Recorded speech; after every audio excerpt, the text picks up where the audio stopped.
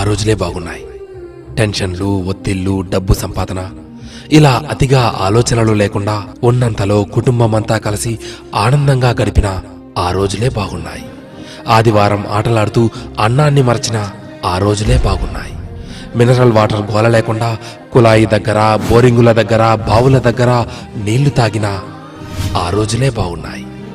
ఎండాకాలం చలివేంద్రాల్లోని చల్లని నీళ్ల కోసం ఎర్రని ఎండని సైతం లెక్క చేయని ఆ రోజులే బాగున్నాయి. వందల కొద్దీ ఛానళ్లు లేకున్నా ఉన్న ఒక్క దూరదర్శన్లో శుక్రవారం చిత్రలహరి, ఆదివారం సినిమా కోసం వారమంతా ఎదురు చూసిన ఆ రోజులే బాగున్నాయి. సెలవుల్లో అమ్మమ్మ, నానమ్మల ఊళ్లకు వెళ్లి ఇంటికి రావాలనే ఆలోచనే లేని ఆ రోజులే బాగున్నాయి. ఏసీ కార్లు లేకున్నా ఎర్ర బస్సుల్లో కిటికీ పక్క సీట్లో నుండి ప్రకృతిని ఆస్వాదించిన ఆ రోజులే బాగున్నాయి. మొబైల్ డేటా గురించి ఆలోచించకుండా బర్త్డే డేట్ గురించి మాత్రమే ఆలోచిస్తూ చాక్లెట్లు పంచిన ఆ రోజులే బాగున్నాయి.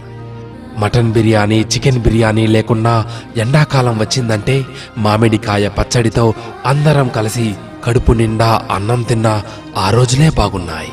ఇప్పుడు జేబు నిండా కార్డులున్నా, పర్సు నిండా డబ్బులున్నా అమ్మ కొట్టుకు పంపితే మిగిలిన చిల్లరను కాజేసిన ఆ రోజులే బాగున్నాయి.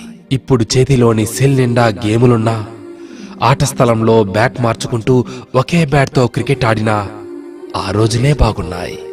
ఇప్పుడు బీరువా నిండా జీన్స్ ప్యాంట్స్, టీషర్ట్లు ఉన్నా 2-3 నిక్కర్లతో, కురచ షర్ట్లతో బడికి వెళ్ళిన ఆ రోజులే బాగున్నాయి. ఇప్పుడు బేకరీల్లో కూల్ కేకులు తింటున్నా, 25 పైసల ఆశా జాకెట్లు తిన్నా ఆ రోజులే బాగున్నాయి.